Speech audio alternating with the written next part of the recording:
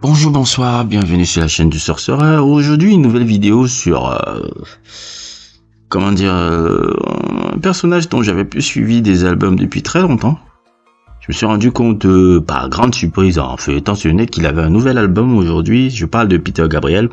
Je sais que c'est un nom un peu qui n'est pas très... Bon, je dis pas qu'il n'est pas très populaire, il est quand même populaire. Quand tu suis la musique, tu sais qui est Peter Gabriel.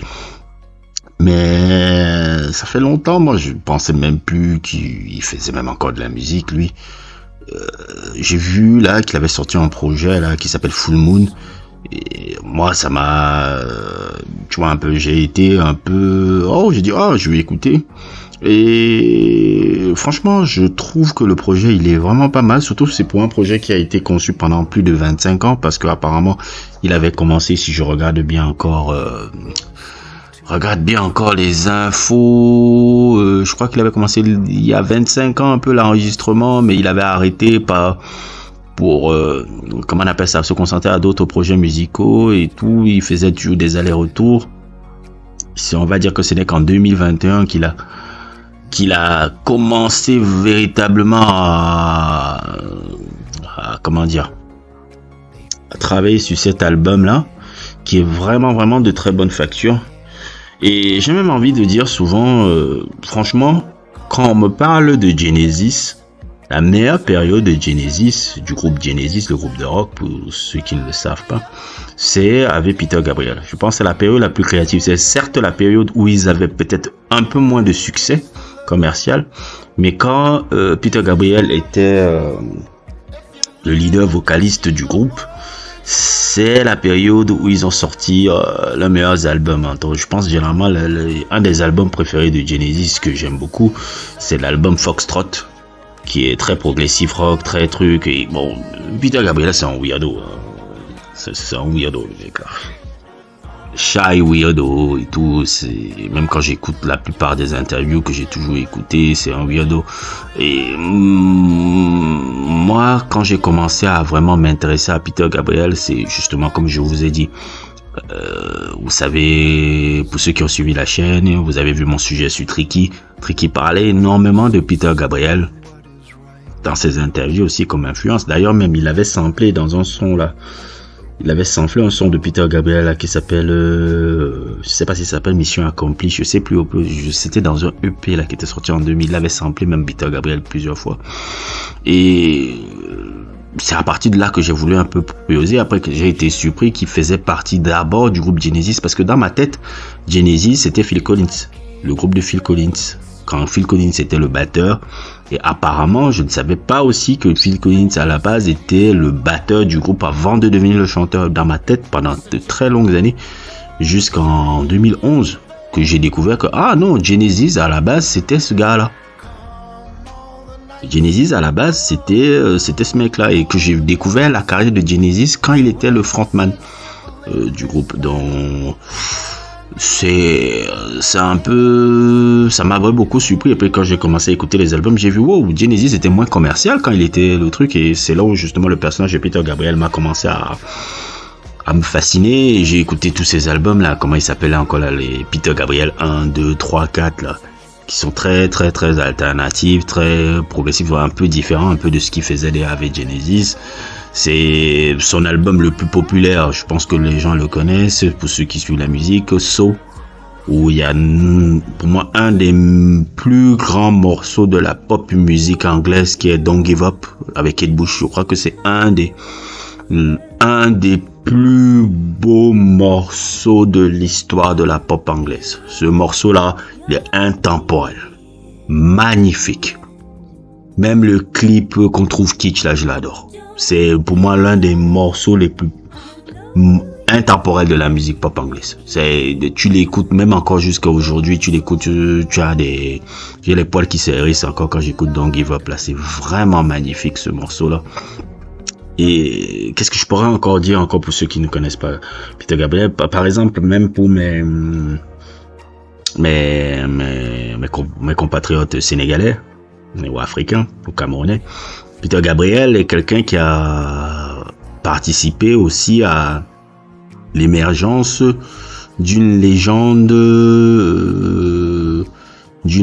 un peu africaine, d'une légende de la musique africaine, qui est Youssou N'Dour. Si Youssou N'Dour a pu avoir une carrière internationale si forte, c'est quand il a rencontré Peter Gabriel. C'est à partir de là que sa carrière internationale a pris en ressort. Si Youssou N'Dour ne raconte pas Peter Gabriel, et Peter Gabriel qui était fasciné par beaucoup un peu cette culture, tout ce qui était hors de sa culture un peu anglaise et tout, d'où même le traitement où il avait créé, comment ça s'appelle encore là, c'est de la world music même, je pense que c'est lui l'un des fervents pionniers de ce truc-là, la world music, où s'il y a des artistes africains qui chantent sur des symphonies un peu plus électroniques, là, on l'a vu avec Youssou N'Dour et son fabuleux album, là, je pense que c'est même l'album de Youssou N'Dour que je kiffe le plus, de Lion, qui avait été produit par Peter Gabriel. Je pense encore à la collaboration de Wes Madiko et Deep Forest, tout ce que Angelique Kidjo a fait. La plupart la world music, Baba Mal aussi à un moment donné aussi, il y avait cette mode là dans les années 90 avec ces collaborations là, c'est grâce à Peter Gabriel qui a eu beaucoup ça. Peter Gabriel est vraiment quelqu'un qui a ouvert la voie aux artistes africains pour avoir justement cet échange là et tout. On a vu ce que ça a apporté après. Quelque chose de positif. Donc c'est un grand personnage de l'histoire de la musique.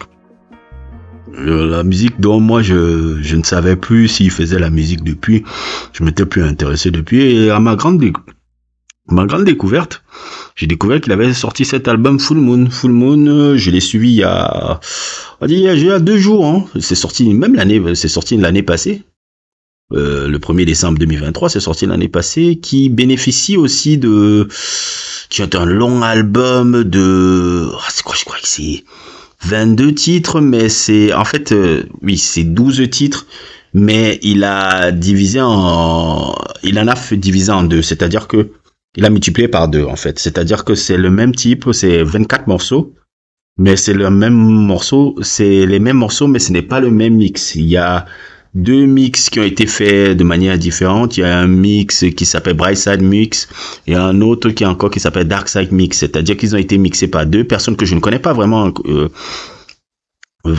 dans l'histoire de la musique. Le premier mix a été fait par un monsieur qui s'appelle Mike Spike Saint, je ne sais pas trop qui il est, mais c'est quelqu'un qui a notamment travaillé aussi dans le mixing et le mastering un peu des groupes, un peu comme des personnes un peu comme Depeche Mode ou Björk ou Frank Ocean et tout. Et le deuxième aussi qui m'est complètement inconnu, qui s'appelle Chad Blake, qui a participé aussi au mix je crois des groupes un peu comme Arctic Monkeys, Fiona Apple et plein d'artistes intéressants aussi. Donc, au lieu de choisir un mix entre les deux, il a préféré faire la part des 2 personnes et de leur version de mixage qu'il aimait beaucoup pour un peu faire, je pense un peu, il voulait un mix comme il fait Full Moon, un mix qui met un peu le côté clair de la lune et le côté sombre de la lune. Je crois que c'est ça, ce qui fait que ça propose un peu une expérience différente un peu quand tu suis l'album. Plein de gens aussi qui sont ses collaborateurs depuis de nombreuses années, hein. Je pense par exemple à ce français là, Manu Katché, qui avait déjà travaillé avec lui sur son album le plus connu, So. Il a eu... c'est vraiment un album qui me plaît beaucoup. C'est vraiment un album qui est dans la lignée de tout ce qu'il a fait dans sa carrière. C'est un album vraiment, je dirais même pas forcément de maturité, mais un album vraiment de quelqu'un qui est en fin de vie. Je trouve vraiment que c'est intéressant que vous l'écoutez pour écouter aussi et découvrir qui est Peter Gabriel. Je me rappelle quand j'avais fait mon sujet sur Kate Bush, il y avait un commentaire qui me disait, si je me souviens bien, si je dois découvrir Peter Gabriel, après ça m'avait fait me rappeler comment je suivais aussi moi les albums de Peter Gabriel. J'avais beaucoup aimé le commentaire là.